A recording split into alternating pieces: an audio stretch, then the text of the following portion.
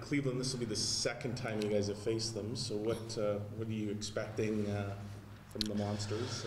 Well, they play a good game. They're on the forecheck. They're using a system that is that there's a lot of pressure on the puck. Their transition game is good.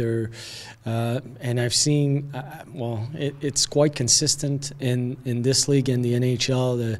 The D's joining the rush and creating a second wave of attack, and they do it well. So we'll have to be sharp defensively. That's a team that can create offense. And they can create offense from the second wave, from the second kind of rush.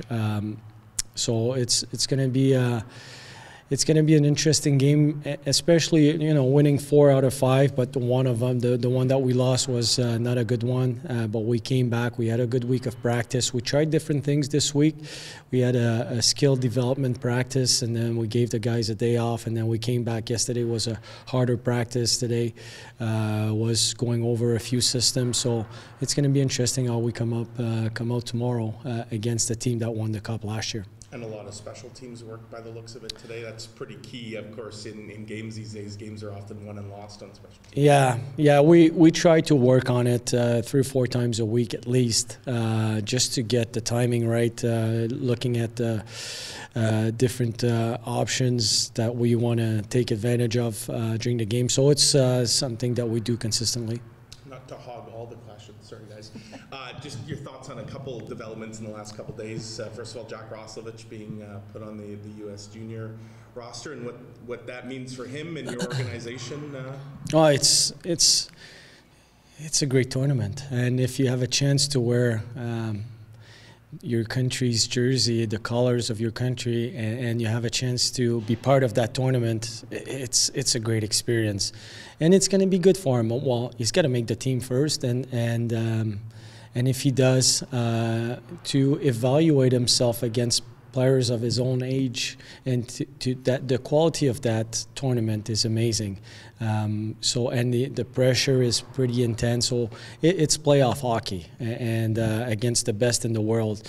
So if he makes that team, I think it's going to be a good experience for him. It's a great experience, and it's always beneficial for the player eventually down the line, and it's something that you have a chance to play once in your life, maybe twice for some special players, but if he has a chance to do it, it's going to be good for him, and it's I think for his experience and his own evaluation of where he is against players of his own age, that's going to be a great tournament. So from that sense, there's no hesitation from the organization about freeing him up for that? Because, no. I mean, you're going to be without a pretty good player potentially for a few weeks, right? It's about development. We want to develop players. We want to help them grow. And for him not to go to that tournament, it would be, I think, a mistake. If he was in the NHL, that'd be probably different. But he's in the American League, and for him to participate in that tournament is pretty important in his development.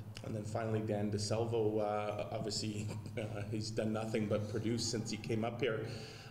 Is it almost a matter of what took so long for him to get an AHL deal from your perspective? Well, we didn't have to sign him right away. He was on a PTO, so we had 25 games to make a decision. And but we liked what he's done, and Craig Heisinger was on board, and he wanted to sign the guy right away. First of all, because he's been producing, but above and beyond that, he's been good around the team. He's been working hard. He fits the kind of person we're looking for, the values, the work ethic.